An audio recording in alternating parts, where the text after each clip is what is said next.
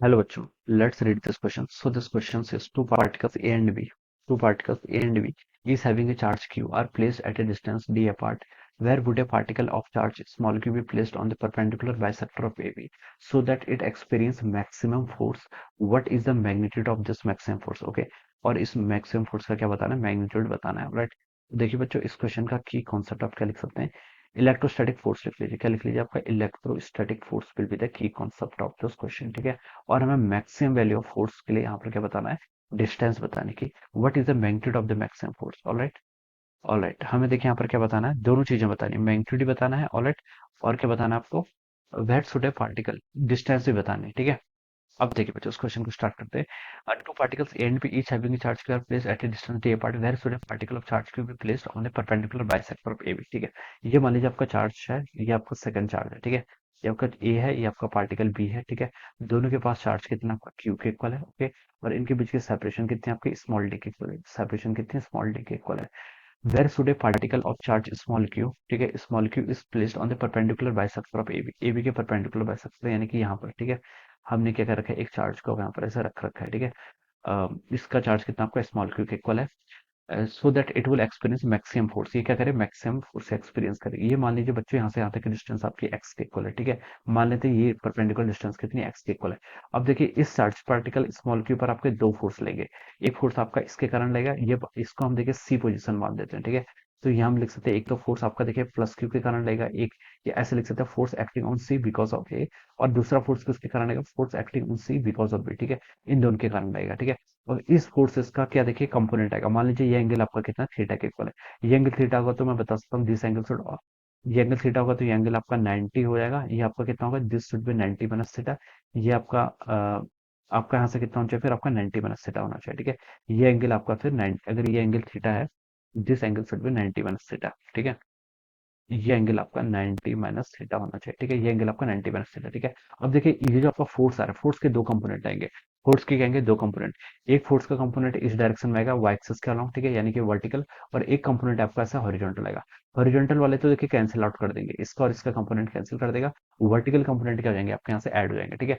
तो बच्चों मैं यहाँ से बता सकता हूँ, जो आपका नेट फोर्स लेगा पार्टिकल पर, वो किस डायरेक्शन में लेगा? वर्टिकल डायरेक्शन में। ठीक है।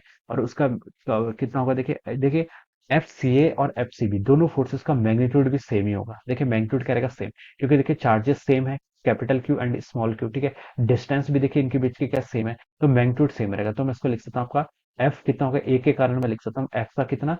Cos 90 minus theta. क्या लिख सकते हैं? कॉस 90 माइनस थीटा कितना हो जाएगा? Sine theta. ठीक है। ये तो आपका एक फोर्स के कारण आ गया। और दूसरे फोर्स के कारण भी सेम आएगा, तो हम उसको टू टाइम्स मल्टीप्लाई कर लेते हैं। ठीक है। So this would be the net force. ये क्या आ जाएगा? Net force. और किस डायरेक्शन में एक्ट करेगा? ये मेरी एक्स एक्सिस है, ये मेरी वाई एक्सिस है, वाई एक्सिस के अलॉन्ग एक्ट करेगा। ठीक है। तो मैं उसको यहाँ से प्लस जे कैप लिख ले रहा हूँ। ठीक है। तो अब देखिए बच्चों, यहाँ पर मैं एफ का मैग्नीट्यूड फाइंड आउट कर लेता हूँ। ये एफ देखिए कितना होगा? इसका मैग्नीट्यूड चाहिए। देखिए हम लिख सकते हैं, चार्जेस के बीच का फोर्स क्या होता है? इलेक्ट्रोस्टैटिक कांस्टेंट के e times Q one Q naught into Q one into Q two. ठीक है। तो capital Q into small Q divided by distance का स्क्वायर। ठीक है। ये इनके मिड पॉइंट पे है, तो देखिए बच्चों बता सकते हैं, ये डिस्टेंस आपकी डी बाई टू के इक्वल होगी, ये डिस्टेंस आपकी एक्स के इक्वल है। तो ये कितना हो जाएगा इसका? जो इसकी हाइपोटेनियस है। ठीक है। हाइपोटेनियस कितनी जाएगी आपकी? डी बाई टू का स्क्वायर करेंगे तो D square by four plus आपका एक्स स्क्वायर। ठीक है। यस, ये टर्म इतनी हो जाएगी, और यहाँ पर स्क्वायर आता है तो सिंपली आपकी ये टर्म यहाँ पर से इतनी हो जाएगी। ठीक है। सो this will be the force. ये क्या हो जाएगा? ये क्या हो जाएगा? आपका फोर्स हो जाएगा इनटू आपको sine of theta. Sine theta किसके इक्वल होता है? Perpendicular upon hypotenuse. परपेंडिकुलर यहाँ पर कितना? एक्स है। और हाइपोटेन्यूज देखिए कितना आपकी? ये वाली साइड है। ये वाली साइड आपकी अगेन कितनी हो जाएगी?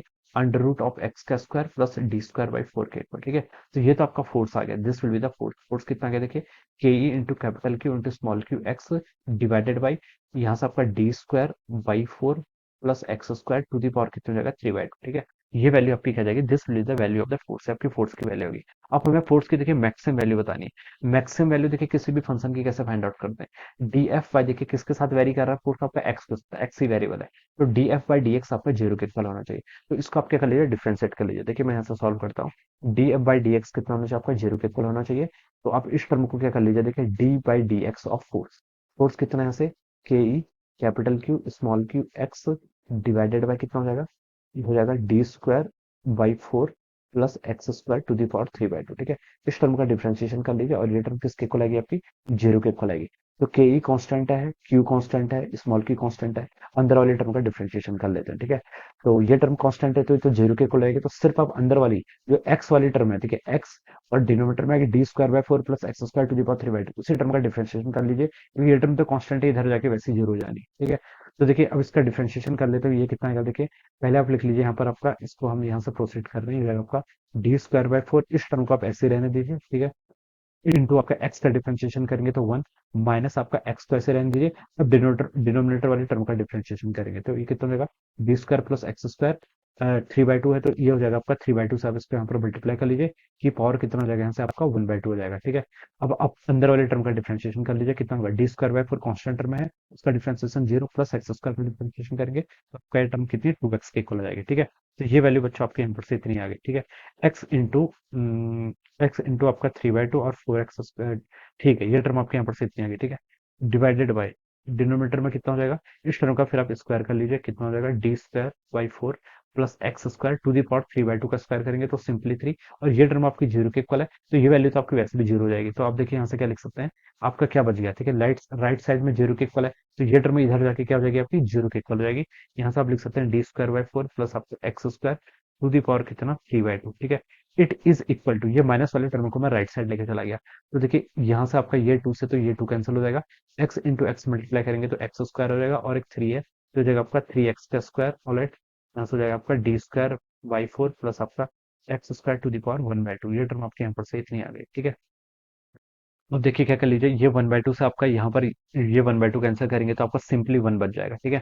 तो राइट साइड में आपका बन गया, सॉरी लेफ्ट साइड में बच गया d square by four plus x square, it must be equal to 3x square. ये वैल्यू किसके इक्वल होगी, यहाँ से आपके 3x स्क्वायर के इक्वल हो जाएगी, ठीक है। अब आप इसको सॉल्व कर लीजिए, देखिए डी स्क्वायर बाय फोर की वैल्यू कितनी होगी, 3x square minus x square करेंगे तो आपका 2x स्क्वायर के इक्वल आ गया, और यहाँ से आपका डी स्क्वायर की वैल्यू हो जाएगी यहाँ से आपका 8 टाइम्स एक्स स्क्वायर के, ठीक है। और एक्स को देखिए आप यहाँ से क्या लिख सकते हैं, एक्स को अगर हम यहाँ से कैलकुलेट करेंगे तो ये देखिए पहले एक्स स्क्वायर हो जाएगा आपका डी स्क्वायर बाई एट के इक्वल, और एक्स की वैल्यू आप लिख सकते हैं plus minus t divided by root of eight, root eight को आप two plus plus minus two root two लिख सकते हैं, ओके। तो ये तो आपकी क्या गई, this will be the x, ये आपने एक्स यहाँ पर क्या कर दिया, कैलकुलेट करके बता दिया, ठीक है। तो हमसे दो पार्ट पूछे थे, पहले पार्ट में तो ये पूछा था कि कितने डिस्टेंस पे, तो इस डिस्टेंस पे, ठीक है। और आपको बताना कि what is the magnitude of the maximum force, तो आप इस एक्स पे यहाँ पर पुट कर लीजिए, आपका मैग्नीट्यूड भी जाएगा, ठीक है। तो एफ मैक्सिमम देखिए कितना आएगा, यहाँ पर आप इस वैल्यू को जस्ट पुट कर लीजिए, k e into capital Q into small Q, x की जो आप क्या कर लीजिए, d divided by two, d divided by two root two, यहाँ पर आपका आ जाएगा ये term d square by four plus आपका एक्स का स्क्वायर करेंगे तो कितना हो जाएगा, एक्स स्क्वायर तो आपका डी स्क्वायर बाई एट के इक्वल है, टू दी पावर कितनी होगी यहाँ से आपके 3/2 के इक्वल है ना, हाँ ठीक है। ये इतना हो जाएगा, फिर आप देखिए इसको मल्टीप्लाई कर लीजिए, k e capital Q into small Q into d divided by कितना हो जाएगा यहाँ से आपका टू रूट टू के इक्वल, और होल डिवाइडेड बाई देखिए d square by four plus d square by eight करेंगे तो कितना होगा, 3d² बाई एट के इक्वल हो जाएगा, डिनोमीटर में कितना हो जाएगा आपका 3d² by eight to the power आपका 3/2, ठीक है। ये टर्म आपके यहाँ से इतनी आ जाएगी, ठीक है। ये टर्म आपके यहाँ पर से इतनी आ गई। अब देखिए इसको आप थोड़ा सा और सिंप्लीफाई भी करना चाहे तो कर सकते हैं, के e capital Q into small Q D divided by यहाँ से कितना हो गया आपका टू रूट टू ऐसे रहेगा, और यहाँ से आपका एट की पावर 3/2 है, ठीक है। एट की पावर 3/2 आपका न्यूमरेटर में चला जाएगा, ठीक है। न्यूमरेटर में चला जाएगा तो उसको आप क्या लिख सकते हैं, देखिए एट को आप लिख सकते हैं यहाँ से एट की पावर 3/2, ठीक है। एट की पावर आपकी क्या है, 3/2, तो आप इसको सिंपली यहाँ पर से एट को एट देखिए हम क्या लिख सकते हैं, देखिए एट की पावर 3/2 कितना होता है, देखिए टू की पावर, देखिए एट को क्या लिख सकते हैं, टू का क्यूब लिख सकते हैं, ठीक है। अब इसकी भी पावर आपका 3/2 के इक्वल है, तो यह हो जाएगा आपका टू की पावर 9/2 के इक्वल, कितना हो जाएगा आपका टू की पावर आपका 9/2 के इक्वल, डिवाइडेड बाई यहाँ से कितना बच गया आपका 3d² यहाँ पर से आपका है 3d² की पावर कितना हो गया, यहाँ से 3/2 के इक्वल हो जाएगा, ठीक है। अब देखिए यहाँ से टू रूट टू को क्या लिख सकते हैं, टू की पावर 3/2, ठीक है। टू की पावर 3/2 और ऊपर क्या है टू की पावर 9/2, ठीक है। तो इसको हम लिख सकते हैं टू की पावर 9/2 माइनस 3/2, टू की पावर 9 माइनस थ्री कितना होगा आपका, 9 माइनस थ्री सिक्स, थ्री के इक्वल हो जाएगा, ठीक है। टू की पावर थ्री यानी कि सिंपली आपका टू की पावर थ्री कितना होगा, एट, तो एट के e capital Q small Q into d divided by यहाँ पर हो जाएगा आपका थ्री की पावर आपका यहाँ से 3/2 कर लीजिए, ओके। और डी के यहाँ पर डी का क्यूब आ जाएगा, ठीक है। फिर आप इसको एक बार और कैंसिल कर लीजिए तो यहाँ पर डी स्क्वायर बच जाएगा, तो ये टर्म हो जाएगी आपकी के एट के e capital Q small Q divided bye आपका कितना, थ्री की पावर 3/2 को हम लिख सकते हैं यहाँ से three under root of three, okay. और डिनोमीटर में आपका डी का square, so this will be the maximum value of the force, ये क्या आ गई आपकी फोर्स की maximum value and this will be the answer. ठीक है, तो आपने दोनों क्वांटिटी यहाँ पर क्या कर ली, कैलकुलेट कर ली। So this is how we will solve this problem. Alright, so I hope you all understood this concept. All the best and thank you so much.